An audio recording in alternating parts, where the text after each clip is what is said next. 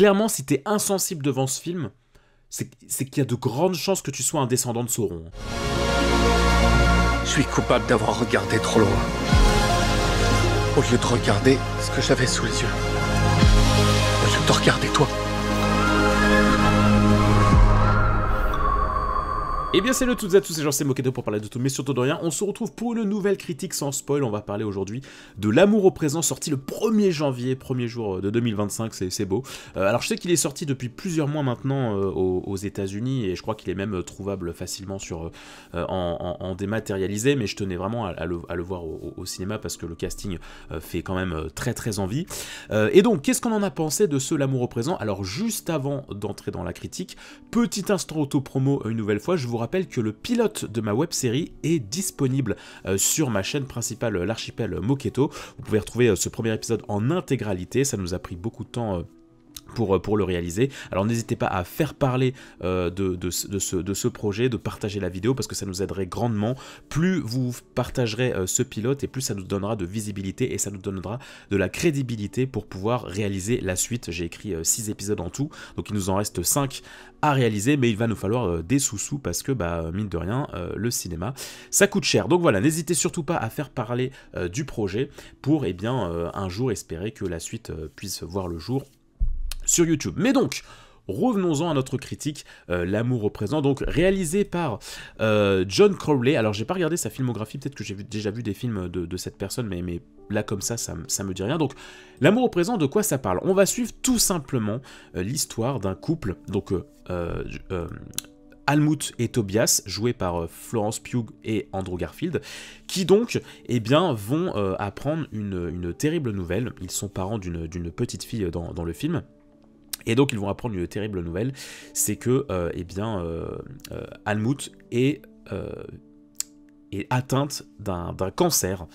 Et sauf que au lieu de s'enfermer dans la lourdeur des médicaments, des traitements, etc., le couple va décider de vivre pleinement leur histoire sans passer par de la chimio et des traitements extrêmement prenants en énergie, et donc ils vont en quelque sorte vivre l'instant présent, profiter, savourer le plus possible de l'instant présent, plutôt que de prévoir l'avenir, de chercher à tout prix la guérison.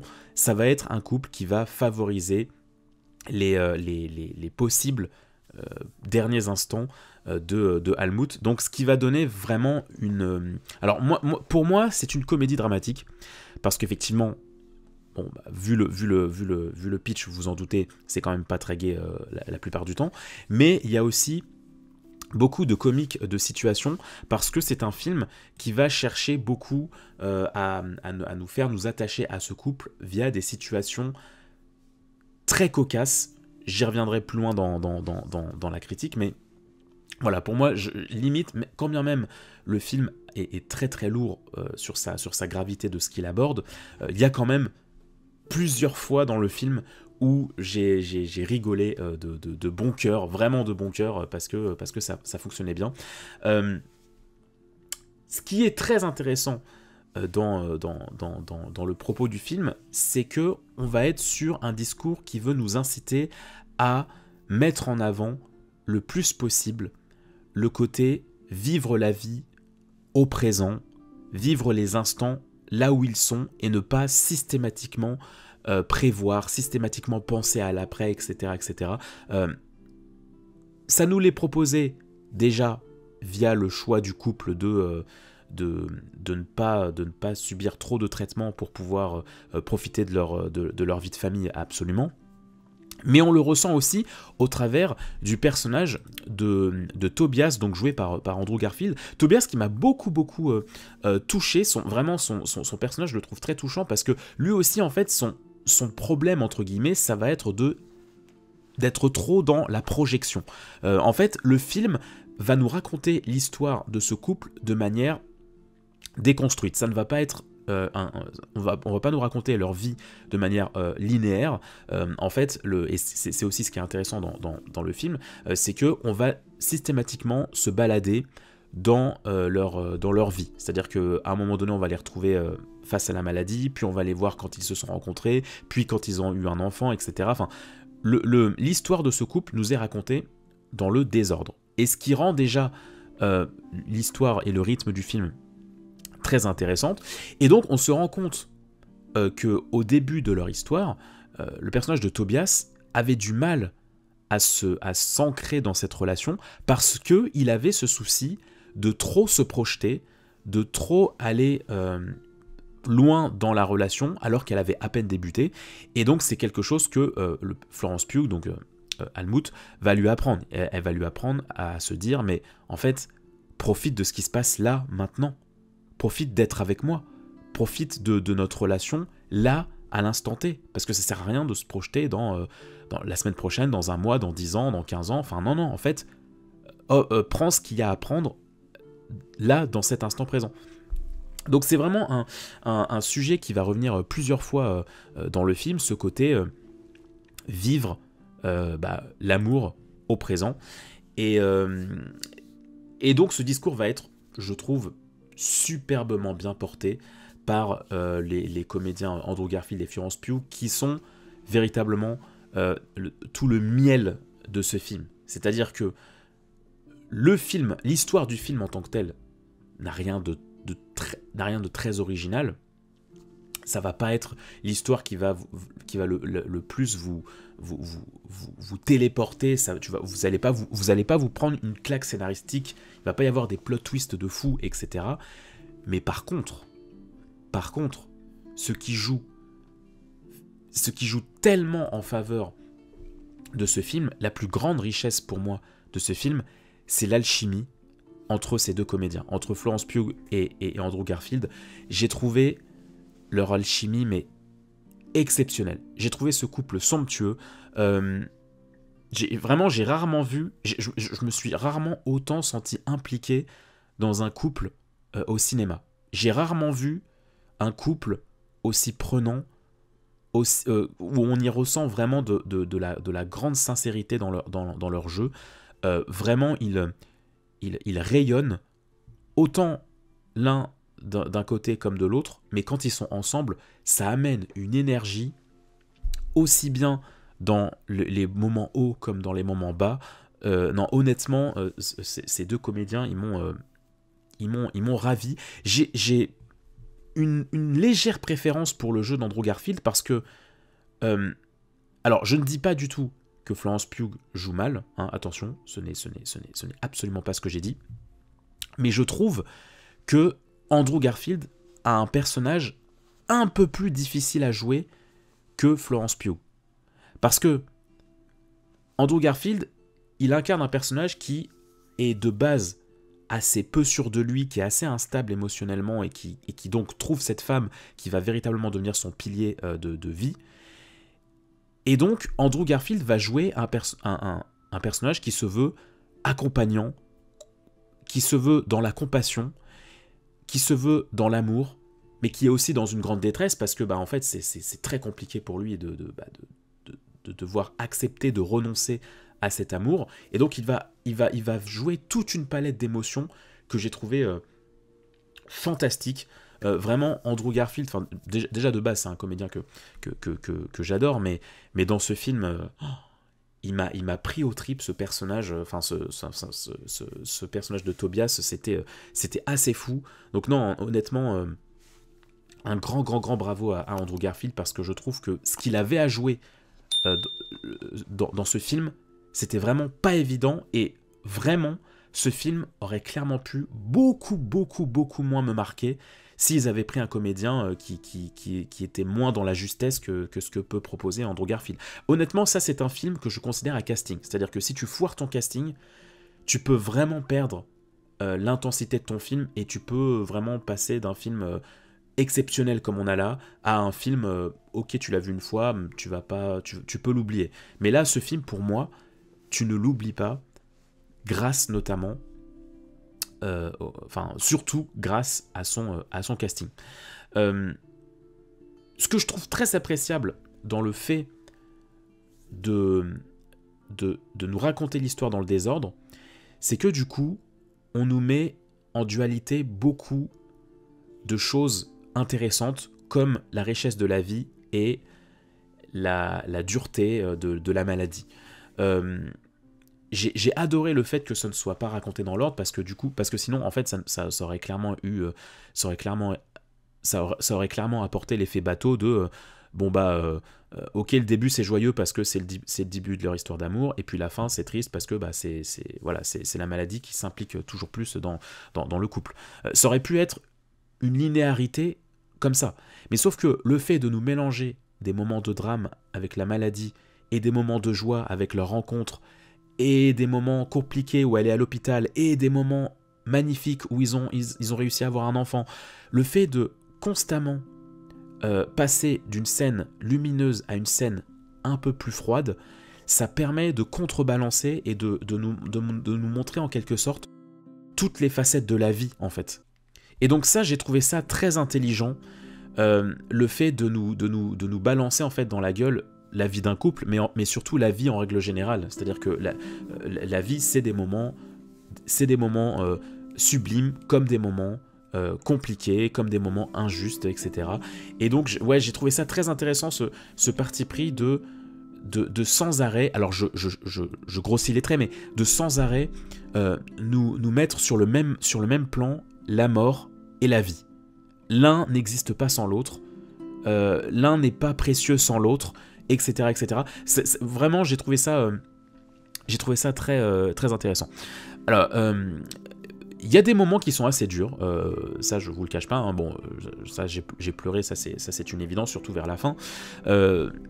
C'est pas un film qui est très facile à aborder, parce que clairement il te laisse pas indifférent, il aborde pas des choses faciles, surtout qu'on parle de maladie, et malheureusement c'est quelque chose de très répandu dans beaucoup de familles, donc il y a de grandes chances que ça puisse vous faire écho à certaines choses, mais encore une fois, il y a ce discours de espoir, vivre la vie au présent, profitons de ce qu'on a tant qu'on l'a en fait, et n'oublions pas tout ce que la vie peut nous apporter de beau, de riche. Au niveau réalisation, il y a quelques plans que j'ai trouvé très intéressants sur la manière dont la complicité et l'intimité de ce couple nous est présentée. Il y avait quelques effets assez intéressants, notamment dans l'ouverture d'une porte. Il y avait des jeux de lumière assez intéressants. J'en ai pas retenu des masses, c'est sûr, mais j'en ai quand même retenu quelques-uns.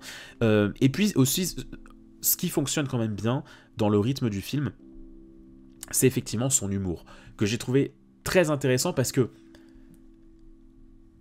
moi, ce que j'aime beaucoup dans l'alchimie de ce couple, c'est que on ne nous montre pas une grande épopée romantique à la La La Land ou à la Titanic, où vraiment tout est pipou et tout est tourné de sorte à ce que ce soit merveilleux, et qu'on nous propose une histoire d'amour qui n'arrive jamais dans la vraie vie. Tu vois ce que je veux dire ? La La Land ou Titanic, des comédies, enfin des romances comme ça, c'est vraiment de la romance cinéma, c'est vraiment des histoires d'amour qui n'arrivent jamais. La caméra, ça va ?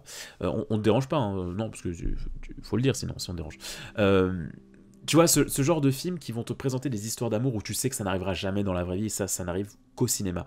Moi, ce que j'adore dans L'amour au présent, c'est que l'histoire d'amour qui nous est présentée, elle est sincère, et elle passe par des situations qu'on vit tous.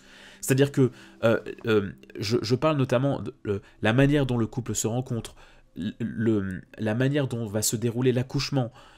Non, c'est pas oh là là, j'ai des contractions et hop, cut, et séquence après, on est à l'hôpital et puis ça y est, c'est... Non, dans la vraie vie, ça ne se passe pas comme ça. Dans la vraie vie, il y a des couacs, il y a des imprévus, il y a des situations compliquées qui rendent certains moments qui devraient être magnifiques, ça les rend ridicules, et ce film met en valeur ça.